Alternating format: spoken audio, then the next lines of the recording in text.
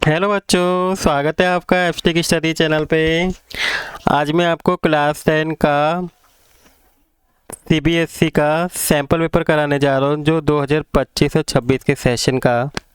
इसका खंड का मैंने आपको करा दिया है। अगर आपने वो नहीं देखा है तो आप प्लीज़ उसे देख लीजिएगा। मेरे आज मैं आपको इसका खंड खा कराने जा रहा हूँ, जिसमें हम रासायनिक विज्ञान के क्वेश्चंस देखेंगे। मैंने आपको बताया था कि जो आपका पेपर है वो 3 खंड में होगा। खंड का में आपके बायो के क्वेश्चन होंगे, यानी कि जीव विज्ञान के, और खंड खा में आपके रासायनिक विज्ञान, और खंड गा में आपके भौतिक विज्ञान के क्वेश्चन होंगे। तो आइए हम खंड खा को शुरू करते हैं और इसके क्वेश्चन नंबर 17 देखते हैं कि निम्नलिखित में से कौन सा समीकरण रेडॉक्स प्रक्रिया को दर्शाता है और इन समीकरण में P और Q की क्या मान है, उनकी क्या वैल्यू है। तो देखिए समीकरण एक ये है, जिसमें फेरस ऑक्साइड एंड एल्यूमिनियम इन सबको क्या रिएक्ट कराया। तो क्या है, P की वैल्यू हमें बतानी कि P क्या है। देखिए यहाँ पे फेरस कितने हैं, 1 है, और यहाँ पे फेरस को मतलब यहाँ पे 2 है, और यहाँ पे बैलेंसिंग करने के लिए फेरस को कितनी चाहिए होंगी, 2 एटम नंबर चाहिए होंगे। तो यहाँ मतलब यहाँ पे जो P की वैल्यू होगी वो कितनी होगी, 2 होगी, जो ये रही। इसके बाद सेकेंड इक्वेशन है C4H10 plus 13O2 RCO2 plus 9H2। ठीक है, इसको भी हम बैलेंसिंग करेंगे। तो इस बैलेंसिंग में देखिए जो Q है, यहाँ पे हाइड्रोजन कितने हैं, यहाँ पे हाइड्रोजन के वो बताने। देखिए तो हाइड्रोजन यहाँ पे कितने हैं, 10, और 10 के इससे 2 से मल्टीप्लाई करेंगे यानी कि 20 है। तो यहाँ पे भी मुझे 20 करने के लिए क्या करेंगे, 10 यहाँ पे रखेंगे। तो यानी कि Q की वैल्यू कितनी आ जाएगी, 10 आ जाएगी। तो पहले तो ये हमने बैलेंसिंग कर ली दोनों इक्वेशन में। इसके बाद हमें बताना है कि ये इनमें से कौन सी अभिक्रिया रेडॉक्स अभिक्रिया को दर्शाती है। तो देखिए दोनों ही अभिक्रियाएँ क्या हैं, रेडॉक्स अभिक्रिया को दर्शा रही हैं। ठीक है, तो इसका आंसर कौन सा होगा, घा होगा। इसके बाद अगला क्वेश्चन है, तनु हाइड्रोक्लोरिक अम्ल और जलीय सोडियम हाइड्रोक्साइड के साथ ऑक्साइड की प्रतिक्रिया के बारे में 4 कथन दिए हुए हैं। इनको पढ़ना है और इनको पढ़ के हमें इनके आंसर देने हैं। तो सबसे पहले बताया है कि एल्यूमिनियम ऑक्साइड तनु हाइड्रोक्लोरिक अम्ल और जलीय सोडियम हाइड्रोक्साइड दोनों के साथ प्रतिक्रिया करते हैं। सेकेंड है कैल्शियम ऑक्साइड तनु हाइड्रोक्लोरिक अम्ल और जलीय सोडियम हाइड्रोक्साइड के साथ प्रतिक्रिया करता है। नेक्स्ट है कि जिंक ऑक्साइड तनु हाइड्रोक्लोरिक एसिड और जलीय सोडियम हाइड्रोक्साइड दोनों के साथ अभिक्रिया करते हैं। फोर्थ है कि सल्फर डाइऑक्साइड ना तो तनु हाइड्रोक्लोरिक अम्ल के साथ और ना ही जलीय सोडियम हाइड्रोक्साइड के साथ अभिक्रिया करते हैं। तो इसमें कौन सा कथन है सही है वो आपको बताना है। तो इसमें जो फर्स्ट नंबर का जो कथन है, एक ये सही है, और जो थर्ड नंबर का है एक ये सही है। बाकी ये जो दोनों है ये गलत है, यानी कि फर्स्ट और थर्ड क्या होगा, इसका सही आंसर होगा, यानी कि ऑप्शन नंबर खा इसका सही आंसर है। इसका प्रश्न नंबर 19 है कि परख नली P और Q में से प्रत्येक में एक लोहे की कील डाली जाती है, जिसमें क्रमशः जलीय कॉपर, सल्फेट, जलीय सिल्वर नाइट्रेट होता है। तो इसमें से हमें बताना है कि हम इसमें क्या देखेंगे, कौन सा सही है। सबसे पहला है कि परख नली P में लोहे की कील पर नीली परत चढ़ी हुई और परख नली Q में कोई प्रतिक्रिया नहीं होती है, तो ये गलत है। तो नेक्स्ट है कि परख नली P में लोहे की कील पर भूरे रंग की परत चढ़ती है, ये सही है। और टेस्ट ट्यूब Q में चांदी की परत चढ़ती है, ये भी सही है। तो यानी कि इसका ऑप्शन नंबर जो है खा सही आंसर है। इसके बाद क्वेश्चन नंबर 20 है कि मिथाइल ऑरेंज को तनु हाइड्रोक्लोरिक अम्ल और जलीय सोडियम हाइड्रोक्साइड में मिलाया जाता है, तो प्रत्येक मिलियन में मिथाइल ऑरेंज का रंग क्या होगा। तो मिथाइल ऑरेंज का जैसे इसमें ये मिलाते हैं तो इसमें लाल हो जाएगा और इसमें पीला, यानी कि इसका आंसर क्या होगा, खा सही आंसर है। इसके बाद आपका प्रश्न नंबर 21 है कि निम्नलिखित में से कौन सा पदार्थ पानी की बराबर मात्रा में घोलने पर सबसे अधिक पीएच मान प्राप्त करता है। तो वो कौन सा है जिसमें सबसे अधिक पीएच मान मिलता है, सोडियम हाइड्रोक्साइड। नेक्स्ट क्वेश्चन है कि जब अतिरिक्त कार्बन डाइऑक्साइड को चूने के पानी से गुजारा जाता है तो दूधियापन क्या हो जाता है, गायब हो जाता है। तो इसका कारण क्या है, क्योंकि अघुलनशील कैल्शियम कार्बोनेट जल में घुलनशील कैल्शियम बाइकार्बोनेट में परिवर्तित उसको कर देता है, ठीक है, उससे परिवर्तित हो जाता है। इसका ऑप्शन नंबर क्या है, खा सही आंसर है। इसके बाद प्रश्न नंबर 23 है कि बेरियम क्लोराइड के जलीय घोल को सोडियम सल्फेट के जलीय घोल के साथ अभिक्रिया में बनने वाला जलीय घोल कौन सा होगा, तो वो कौन सा होगा, NaCl यानी कि सोडियम क्लोराइड होगा।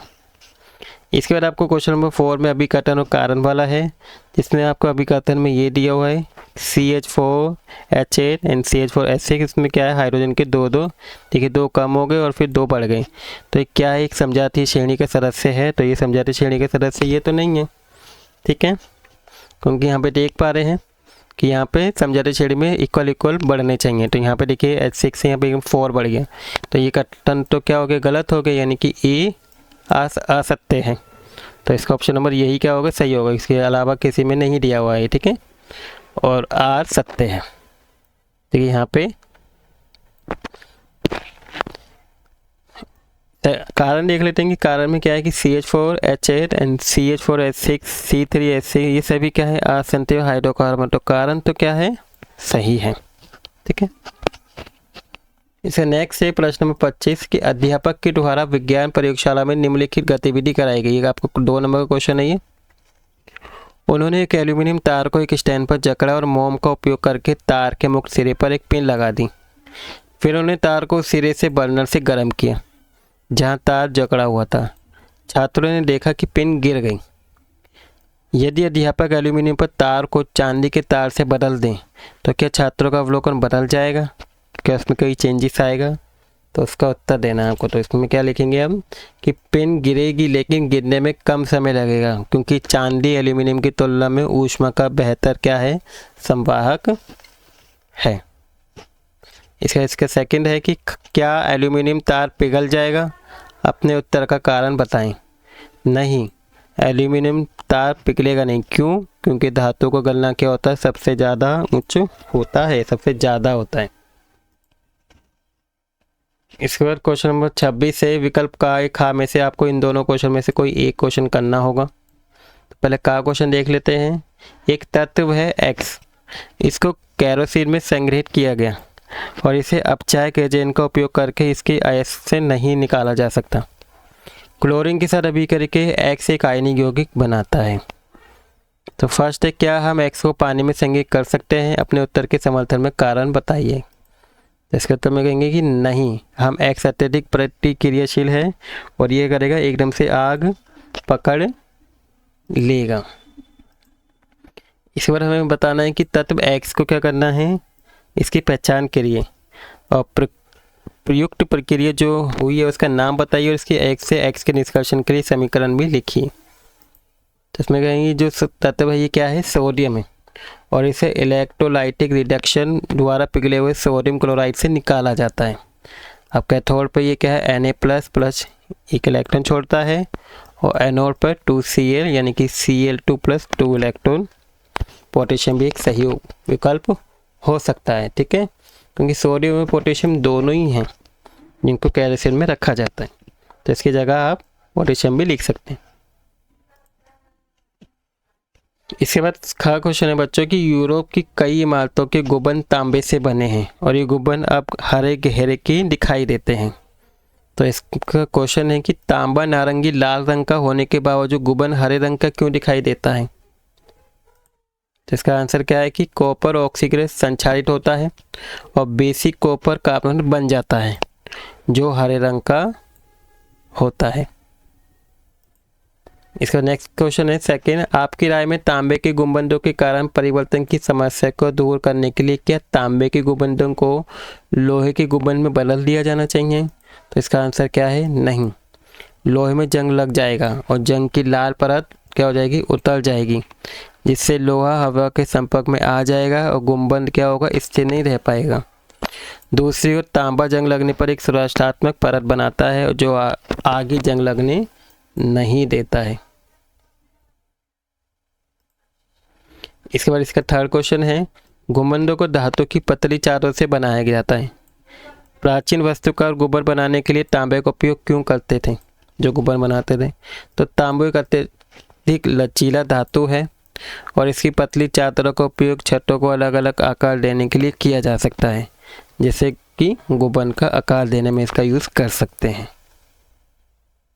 ठीक है, तो ये इन दोनों में से आपको कोई एक क्वेश्चन करना था, का या खा में करना होगा। इसके बाद आपका अगला क्वेश्चन आता है 27। अमृता ने चित्र 1 में दिखाए गए सेटअप का उपयोग करके आंसू जल का इलेक्ट्रोलाइज किया और उसे उम्मीद थी कि एनोड पर और कैथोड पर क्रमशः 2 गैसें बनेंगी। देखिए ये रहा। अचानक उसे महसूस हुआ कि आंसू जल का उपयोग करने पर सर्किट में बल्ब नहीं चमक रहा है, जैसे यहाँ पे देखें चित्र 2 में। तो इसके बाद इसने इलेक्ट्रोलाइसिस के लिए आंसू जल में एक पदार्थ मिलाया। तो उपरोक्त दी गई जानकारी के आधार पर हमें इन प्रश्नों के उत्तर देने हैं। वे किस गैस को एनोड पर और किस गैस को कैथोड पर बनने की उम्मीद कर रही थी? तो उसे उम्मीद थी कि एनोड पर ऑक्सीजन गैस होगी और कैथोड पर हाइड्रोजन गैस बनेगी। इसका सेकंड है कि जब अमृता ने आंसू जल में बिजली प्रवाहित की तो बल्ब क्यों नहीं चमका? तो उसका रीज़न क्या था कि जो आंसू जल है वो बिजली का खराब संवाहक है। इसका नेक्स्ट क्वेश्चन है कि अपेक्षित परिणाम प्राप्त करने के लिए अमृता ने आंसू जल में कौन सा पदार्थ मिलाया? तो उसने क्या मिलाया? H2SO4 या कुछ सोडियम क्लोराइड या अन्य मजबूर इलेक्ट्रोलाइट को उसने कुछ बूंदे इसके अंदर डाली। इसके बाद इसकी जगह दृष्टिबाधित बच्चों के लिए क्वेश्चन दिया हुआ है कि प्रतिक्रिया के प्रकार की पहचान करिए कि कौन सा टाइप है। जैसे ये है जिंक ऑक्साइड कॉपर, तो इसमें कौन सी अभिक्रिया है? तो इन तीनों के देखेंगे। तो पहले जो है रेडॉक्स अभिक्रिया, देखिए इसमें क्या हो रहा है, ऑक्सीजन अलग हो रही है, ठीक है, जिंक से। सेकेंड में हमें बताना है कि जिंक कार्बोनेट और जिंक ऑक्साइड CO2, तो इसमें क्या है, ये कौन सी अभिक्रिया है? ये आपकी अपघटन यानी कि ऊष्मशोषी अभिक्रिया है। नेक्स्ट में आप देखेंगे तो देखिए ये दोनों हैं, दो अभिकारक हैं, मिलके एक उत्पाद बन रहा है और प्लस ऊष्मा भी निकल रही है। तो ये क्या है? ये एक आपकी संयोजक अभिक्रिया यानी कि ऊष्मक्षेपी अभिक्रिया है। तो आपको पता ही होगा ऊष्मक्षेपी अभिक्रिया क्या होता है, जिसमें अभिकारकों को मिलाने पर उत्पाद के साथ साथ ऊष्मा भी निकलती है, उसे ऊष्मक्षेपी अभिक्रिया कहते हैं। इसी पर हमारा नेक्स्ट क्वेश्चन है 28। ये आपका 4 नंबर का क्वेश्चन है। सारा ने एक परख नली में 2 मिलीलीटर तनु NaOH घोल लिया और उसमें फेनोल्फिन घोल को 2 बूंद डाली। घोल का रंग गुलाबी हो गया। उसने तनु H2SO4 को ऊपर दिए गए घोल में बूंद बूंद करके तब तक मिलाया जब तक कि परख नली में घोल रंगीन नहीं हो गया। रंग को गुलाबी से रंगीन करने के लिए तनु H2SO4 की 40 बूंदों का इस्तेमाल उसने किया गया। जब सारा ने घोल में NaOH की 1 बूंद डाली तो रंग फिर से गुलाबी हो गया।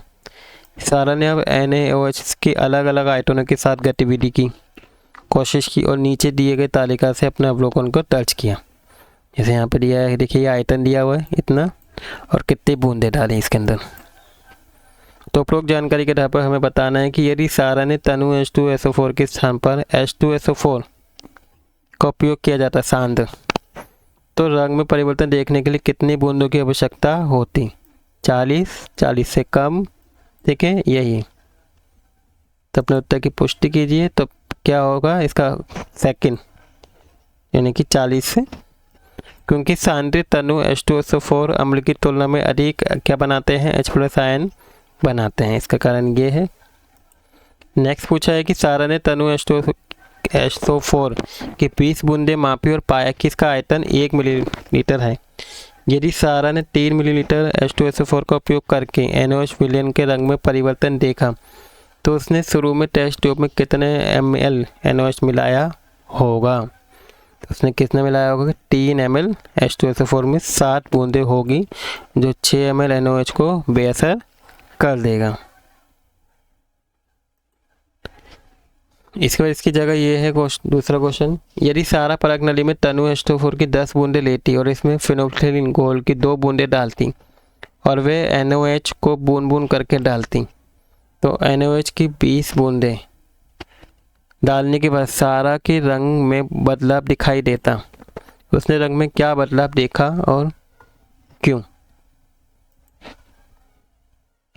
तो रंग रंगीन से गुलाबी हो जाएगा, और अम्ल में फिनोल्फथालीन रंगीन होता है और क्षारीय घुल में ये क्या हो जाएगा, गुलाबी हो जाता है। देखिए यहाँ पे दिखाया हुआ है, 2 ml में 20 बूंद डाले गए, 3 ml में 30, 4 ml में 40 बूंद डालनी पड़ेगी और 6 में 3 ml, यानी कि 60 बूंदें। इसका घ क्वेश्चन है कि उपयुक्त प्रयोग में होने वाले प्रतिक्रिया के लिए एक संतुलित रासायनिक समीकरण लिखनी है। निम्न में से कौन सी बात सत्य है और क्यों? उदासीनीकरण और दोहरा विस्थापन प्रतिक्रिया है, यह उदासीनीकरण अवक्षेपण प्रतिक्रिया है, यह अवक्षेपण दोहरा विस्थापन है, यह उदासीनीकरण दोहरा विस्थापन और साथ ही अवक्षेपण प्रक्रिया है।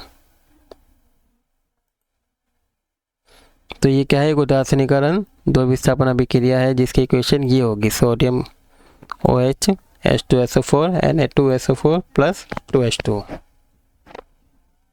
ठीक, कारण ये है कि क्षार NaOH उदासीन हो रहा है और नमक प्लस पानी बना रहा है, और ये दो विस्थापन है क्योंकि Na प्लस आयनों को H प्लस और OH नेगेटिव को SO4 द्वारा प्रतिस्थापित कर दिया जा रहा है, और ये क्या है, अवक्षेपण नहीं है क्योंकि Na2SO4 में पानी में क्या है, ये घुलनशील है। इसके बाद नेक्स्ट क्वेश्चन है आपका 29वां कि विकल्प का खा में से कोई एक का आपको करना है। ये आपका 5 नंबर का क्वेश्चन है जो आपके एग्जाम में आया हुआ है। तो पहला देखते हैं कि सूत्र CXHY वाला एक हाइड्रोकार्बन है जो निम्नलिखित समीकरण में दिखाया गया है के अनुसार पूर्ण दहन से गुजरता है। ये इक्वेशन दे रखी है, इसमें x और y के क्या मान है पहले तो वो बताना है। तो इसका मान क्या है बच्चों, x 3 और y 6 है। इसके बाद हाइड्रोकार्बन के रासायनिक नाम बताना है। तो जो H3 और H6 किसका होता है फॉर्मूला, ये प्रोपीन का होता है। इसे नेक्स्ट है कि इसकी इलेक्ट्रॉन बिंदु संरचना भी बनानी है। तो इसकी इलेक्ट्रॉन बिंदु संरचना देखिए इस तरीके से बनेगी, कार्बन की 3 और इस तरीके से क्या करेंगे, साझेदारी करेंगे और इस तरीके से एक इलेक्ट्रॉन बिंदु संरचना बनेगी। दोनों क्या करेंगे, कार्बन और हाइड्रोजन एक एक इलेक्ट्रॉन के साथ शेयरिंग कर लेंगे। नेक्स्ट है उस एल्कोहल का नाम बताइए जो सांद्र H2SO4 के साथ गर्म करने पर उपरोक्त हाइड्रोकार्बन यानी कि CXHY उत्पन्न करेगा, यानी कि प्रोपीन उत्पन्न करेगा। तो वो क्या है, प्रोपेनॉल है। इसका नेक्स्ट है कि निकेल की उपस्थिति में हाइड्रोजन गैस के साथ CXY को गर्म करने की प्रतिक्रिया के लिए एक संतुलित रासायनिक समीकरण लिखनी है। तो इसकी संतुलित रासायनिक समीकरण ये होगी, ठीक है, C3H6 प्लस H2O C2H8। इसके बाद इसी के 24 में दूसरा क्वेश्चन है खा परमाणु P और Q के इलेक्ट्रॉन बिंदु संरचना यहाँ पे दे रखी। देखिए P की और ये की, देखिए इसमें कितने हैं, 2 3 4 5 6 7 और इसमें परमाणु संख्या 8 है, ठीक है। और इसमें कितनी है, 2 4 6 8 10 और 11 है। तो इनको देख के हमें इनके आंसर देने हैं। सबसे पहला, यदि P और Q मिलकर एक यौगिक बनाएं तो उनके बीच किस प्रकार का बंध बनेगा। तो ये कैसा बंध बनेगा, आयनिक बंध बनेगा। इसके बाद बनने वाले यौगिक का रासायनिक सूत्र बताना है। तो रासायनिक सूत्र क्या है, Q2P। जब इस प्रकार बने यौगिक को पानी में घोला जाता है तो परिणामी घोल अम्लीय क्षारीय प्रकृति का होता है। अपने उत्तर को रासायनिक समीकरण से पुष्टि करें। तो क्षारक धात्विक ऑक्साइड प्रकृति में ये कैसा होता है, क्षार होगा।